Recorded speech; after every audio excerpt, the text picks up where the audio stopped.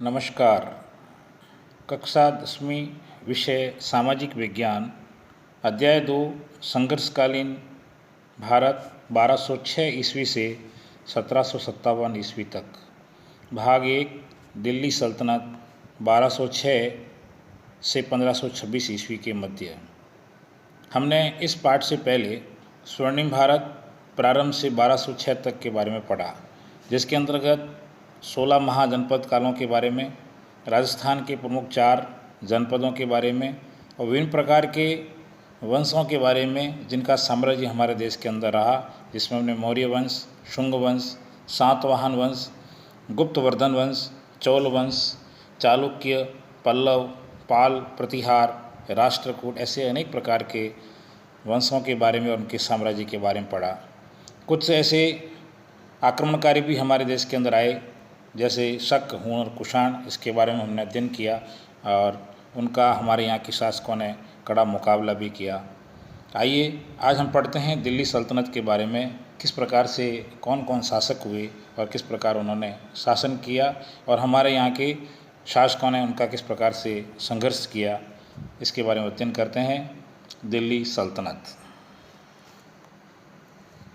भारत पर लगातार विदेशी आक्रांताओं ने आक्रमण किए और जिसका भारत के लोगों ने वीरतापूर्वक प्रतिरोध किया, संघर्ष किया।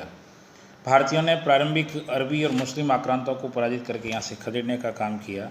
उमर खलीफा के समय 636 में अरबों के द्वारा पहला समुद्री आक्रमण ठाणे पर हुआ था। किताब फुतुह अल बुल्दान में उल्लेख है कि अरबों का यह अभियान विफल रहा। इसके बाद बड़वास और सिंध की डेवाल बंदरगाह पर अरबों का आक्रमण हुआ। यह आक्रमण भी असफल रहे। चचनामा में उल्लेख मिलता है कि डेवाल के संघर्ष में अरब सेना नायक बुथाइरा पराजित हुआ और मारा गया।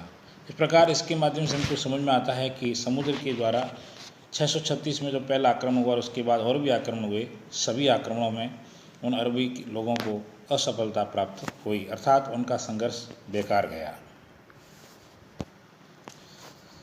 712 में मोहम्मद बिन कासिम और सिंध के राजा दाहिर के मध्य में भयानक संघर्ष हुआ। इसी बीच संयोगों से एक तीर हाथी पर सवार राजा दाहिर के सीने पर आकर के लग गया। इस कारण से दाहिर की मृत्यु हो गई। उसके बाद में राजकुमार जयसिया व साम्राज्ञी रानी बाई किले की रक्षा के लिए डटे रहे। मोहम्मद गजनवी को कश्मीर के शाही शासक जयपाल और आनंदपाल से भी कड़ा संघर्ष करना पड़ा। मोहम्मद गोरी को भी पृथ्वीराज चौहान के हाथों कई बार पराजित होना पड़ा। इस प्रकार से मोहम्मद गोरी और मोहम्मद गजनवी दोनों ने भारत पर आक्रमण करके यहाँ की सभ्यता संस्कृति को नष्ट करने का कार्य किया, परंतु यहाँ के शासकों ने उसका डट करके मुकाबला किया। कुतुबुद्दीन ऐबक, जिसका चित्र आपके सामने है, इसका एक बहुत संक्षिप्त कार्यकाल रहता है। 4 वर्षों की कार्यकाल में इसने किस प्रकार से यहाँ पे शासन किया, आइए इसके बारे में अध्ययन करते हैं। इनका कार्यकाल रहा 1206 से 1210 ईस्वी के मध्य में। दिल्ली सल्तनत 1206 से 1526 के मध्य इनका शासनकाल रहा। यामीन इलबरी या इसको गुलाम वंश भी कहते हैं। दिल्ली सल्तनत के मध्य जितनी प्रकार के शासन करने वाले थे, उसके अंदर इसको गुलाम वंश के नाम से भी जाना जाता है। कुतुबुद्दीन ऐबक का राज्यारोहण 1206 ईस्वी में हुआ। इसे लाख बख्श भी कहा जाता है। इसकी राजधानी लाहौर थी। इसके दरबार में हसन निजामी को संरक्षण मिला था। कुतुब मीनार की पहली मंजिल ऐबक द्वारा बनवाई गई और इसका शेष भाग इल्तुतमिश ने पूरा किया। प्रसिद्ध सूफी संत ख्वाजा कुतुबुद्दीन बख्तियार का की स्मृति में कुतुब मीनार का निर्माण करवाया गया। समकालीन इस्लामिक साहित्य में ऐसा उल्लेख है कि सन 1210 में पोलो खेलते हुए घोड़े से गिरकर कुतुबुद्दीन ऐबक की मृत्यु हो गई। इस प्रकार हमको साहित्य में पढ़ने को मिलता है। अर्थात 1206 से 1210 के बीच में संक्षिप्त काल में इसने अपना कार्यकाल यहाँ संभाला और अपना शासन किया। और कुतुब मीनार आज एक प्रकार से विश्व की धरोहर के रूप में हमारे सामने है। उसके निर्माण में इनका बहुत बड़ा योगदान रहा। इल्तुतमिश, इसका कार्यकाल 1210 से 1236 ईस्वी के मध्य रहा। इसने किस प्रकार से शासन किया, इसके बारे में अध्ययन करते हैं। इल्तुतमिश कुतुबुद्दीन ऐबक का एक दामाद और उत्तराधिकारी था। इसे तुर्क साम्राज्य का वास्तविक संगठनकर्ता माना जा सकता है। 1226 ईस्वी में इल्तुतमिश ने रणथंबोर जीता। 1223 में सुल्तान ने मालवा पर आक्रमण कर बिरला के दुर्ग को जीता। ग्वालियर और जालोर पर भी इसका अधिकार हो गया था। ख्वारिज्म शाह के पुत्र मंगबरनी को सहायता नहीं देकर इल्तुतमिश ने मंगोल चंगेज़ खान से दुश्मनी भी मोल नहीं ली। इस प्रकार से इल्तुतमिश का भी एक संक्षिप्त कार्यकाल यहाँ रहा। फिर आते रजिया सुल्तान। रजिया सुल्तान ने भी 1236 से 1240 के मध्य में अपना शासनकाल किया। एक पहली महिला शासक के रूप में इसने शासन किया। आइए इसके बारे में अध्ययन करते हैं कि रजिया सुल्तान का किस प्रकार से शासन रहा। रुकनुद्दीन फिरोज शाह की हत्या के बाद में इल्तुतमिश की पुत्री जो थी रजिया, वह सुल्तान बनी। इल्तुतमिश ने रजिया को उत्तराधिकारी चुना था। परंपरावादी व कट्टरपंथी तुर्की अमीरों ने रजिया का विरोध किया। रजिया ने पर्दा त्याग दिया था। पुरुषों के समान वह कूबा व कुल्हा, कूबा जिसको कोट कहते हैं, कुल्हा यानी टोपी, वो पहनने लगी। उसने मलिक जमालुद्दीन याकूत को अमीर अखूर नियुक्त किया, यानी अश्वशाला का जो प्रधान है उसे नियुक्त करने का काम उसने किया, जिससे तुर्क जो अमीर थे वो नाराज़ हो गए। सरिंद के शासक के विद्रोह को शांत करने के अभियान में याकूत की हत्या कर दी गई। बाद में रजिया ने अल्तुनिया से विवाह कर लिया, परंतु 1240 में उन दोनों को मार डाला गया। 1240 ईस्वी से 1242 ईस्वी तक बहराम शाह, 1242 से 1246 ईस्वी तक मसूद शाह एवं 1246 से 1265 तक नासिरुद्दीन मोहम्मद ने सत्ता संभाली। ये सभी अयोगी शासक थे। नासिरुद्दीन मोहम्मद के पीछे वास्तविक बल गयासुद्दीन बलबन का था। इस प्रकार से एक संक्षिप्त कार्यकाल थोड़े थोड़े समय तक सभी का शासनकाल रहा और उन्होंने अपना शासन किया। फिर आता है गयासुद्दीन बलबन। इसका शासनकाल 1265 से 1296 के मध्य में रहा। आइए इसके बारे में अध्ययन करते हैं, गयासुद्दीन बलबन के बारे में।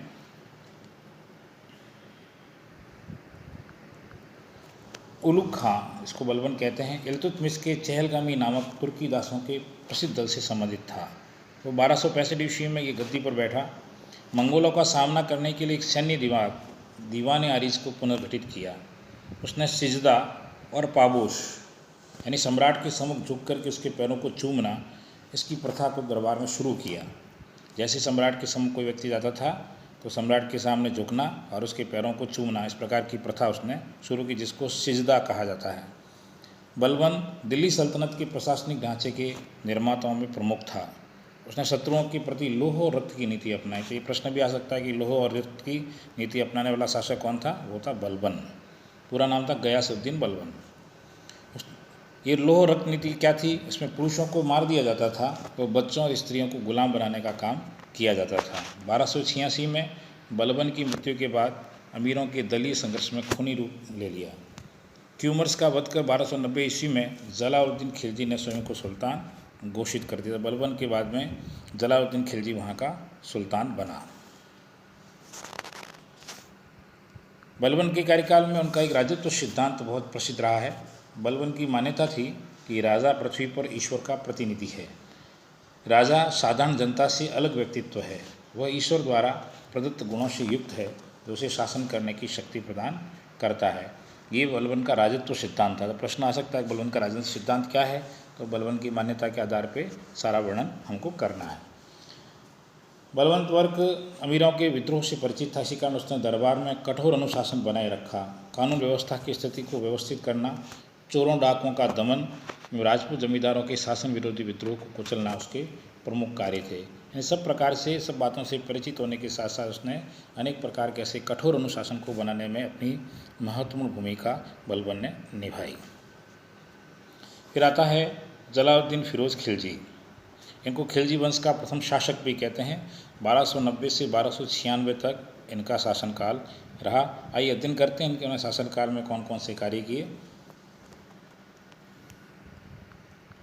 खिलजी वंश साम्राज्य 1290 से 1320 के मध्य खिलजी वंश का प्रथम शासक जलालुद्दीन फिरोज खिलजी था, जो 70 वर्ष का था। बहुत बड़ी उम्र का व्यक्ति था। इसके भतीजे और दामाद अलाउद्दीन ने इलाहाबाद में उनकी 1296 में धोखे से हत्या करवा दी और स्वयं वहाँ का सुल्तान बन बैठा। अपने 20 वर्षों के शासन में कुछ अपने सुधारों को लेकर अलाउद्दीन की चर्चा होती थी। उसने सिक्कों पर अपना उल्लेख द्वितीय सिकंदर के रूप में करवाया। उसके शासन में कश्मीर और बंगाल शामिल नहीं थे। गुजरात के वघेला राजपूत राजा राय कर्णदेव के खिलाफ सैन्य अभियान किया। अलाउद्दीन ने 1301 में रणथंबोर और 1303 में चित्तौड़ पर भी आक्रमण कर लिया था और उसको लूटने का काम किया। फिर आता है अलाउद्दीन खिलजी। इनका शासनकाल 1296 से 1316 ईस्वी के मध्य में रहा। आइए इसके बारे में अध्ययन करते हैं, किस प्रकार से अपना शासन किया। अलाउद्दीन खिलजी गुजरात अभियान के दौरान उसे अपार धन संपदा वहाँ से प्राप्त हुई। साथ ही हिंदू से धर्मांतरित मुस्लिम सेना नायक मलिक काफूर का साथ मिला। हिंदू से धर्म परिवर्तन होकर के और मुसलमान बना था, उसका नाम था मलिक काफूर, उसको साथ मिला। इस मलिक काफूर की सहायता से अलाउद्दीन खिलजी दक्षिण भारत में प्रवेश कर सका। मलिक काफूर ने देवगिरी, होयसल राज्य और पांड्य राज्य पर आक्रमण किए। अमीर खुसरो के अनुसार काफूर रामेश्वरम तक भी पहुंचा। अलाउद्दीन के समय राजस्व का ढांचा पुनः निर्मित किया गया। विद्रोह पर नियंत्रण करने के लिए उसने 4 आदेश जारी किए। जितने प्रकार के उसके विरोध में विद्रोह थे उन पर कंट्रोल करने के लिए, नियंत्रण करने के लिए उसने 4 आदेश जारी किए। पहला था अमीर वर्ग की संपत्ति जब्त करना। दूसरा, खालसा भूमि को कृषि योग्य बनाकर राजस्व में वृद्धि करना, यानी से राजस्व यानी कर के रूप में कर लगा करके अपने राजस्व खजाने को भरना। दिल्ली में मद्य निषेध करना। और फिर था गुप्तचर प्रणाली का गठन करना और अमीरों के परस्पर मेल मिलाप पर रोक लगाना। इस प्रकार से उसने 4 प्रकार के आदेश जारी किए, जिस कारण से विद्रोहों पर नियंत्रण किया जा सके। उसने खलीफा की सत्ता को मान्यता देते हुए स्वयं ने यस्मीन उल खिलाफा नासिरी अमीरी उल मोमिनीन की उपाधि धारण की। खसाइनुल फुतूह में अमीर खुसरो ने अलाउद्दीन को विश्व का सुल्तान और जनता का चरवाहा जैसी पदवियों से विभूषित किया है। विश्व का सुल्तान और जनता का चरवाहा ऐसी पदवियों से उसको विभूषित करने का काम भी हुआ। सुल्तान ने पुलिस, गुप्तचर, डाक पद्धति और प्रांतीय प्रशासन में भी कई प्रकार के सुधार किए। सबसे महत्वपूर्ण सुधार बाजार नियंत्रण था। दीवाने रियासत यानी व्यापार का नियंत्रक, सहाना या दंडाधिकारी बाजार का दरोगा, मुहस्सिब यानी जनसाधारण का रक्षक एवं नाप तोल का निरीक्षण करता, बरीद मुबालिक यानी गुप्तचर अधिकारी आदि नए पद सृजित कर प्रशासन को ठीक करने का काम उसने किया। उसने अपनी विशाल सेना के रख रखाव हेतु भी आर्थिक सुधार किए, यानी सेना की तरफ उसका बहुत बड़ा ध्यान था, क्योंकि सेना ही सबकी रक्षा करने का कार्य करती थी, इसलिए उसने उसके आर्थिक सुधार के प्रयास किए। मोलभाव सुनिश्चित करके सुल्तान ने कालाबाजारी और मुनाफाखोरी पर भी रोक लगा दी। सराय अदल स्थानीय विदेशी वस्तुओं का बाजार था। अलाउद्दीन पहला शासक था जिसने सैनिकों को नकद वेतन देने का काम किया। तो ये प्रश्न भी बनता छोटा सा कि सैनिकों को नकद वेतन देने का पहला काम किसने किया या वो शासक कौन था? वो था अलाउद्दीन खिलजी। 1303 ईस्वी के अंदर अलाउद्दीन ने अलाई किला अथवा कोशश्री, जिसको कुश के श्री है, उसको बनवाया, जिसमें 7 द्वार थे। 1316 ईस्वी में अलाउद्दीन की मृत्यु के बाद उसका पुत्र कुतुबुद्दीन मुबारक खिलजी शासक बना। उसने अपने पिता के सभी जितने कठोर आदेश थे उन सबको रद्द कर दिया और स्वयं को खलीफा घोषित कर उल वाशिक बिल्लाह की उपाधि धारण की। इसकी हत्या के बाद नासिरुद्दीन खुसरो शाह सुल्तान बना, जो कि खिलजी वंश का अंतिम शासक था। इस प्रकार से खिलजी वंश का भी एक प्रकार से समापन हुआ और अंतिम शासक के रूप में ये नासिरुद्दीन खुसरो शाह था, जो खिलजी वंश का अंतिम शासक बना। इस प्रकार से ये सब प्रकार का शासनकाल चला। अभी जो हमने पाठ पढ़ा इसके अंदर के कुछ प्रश्न हैं बोध प्रश्न के रूप में। पहला प्रश्न, मोहम्मद बिन कासिम व सिंध के राजा दाहिर के मध्य संघर्ष कब हुआ? 712 ईस्वी में। प्रश्न 2, कुतुब मीनार की पहली मंजिल किसने बनाई?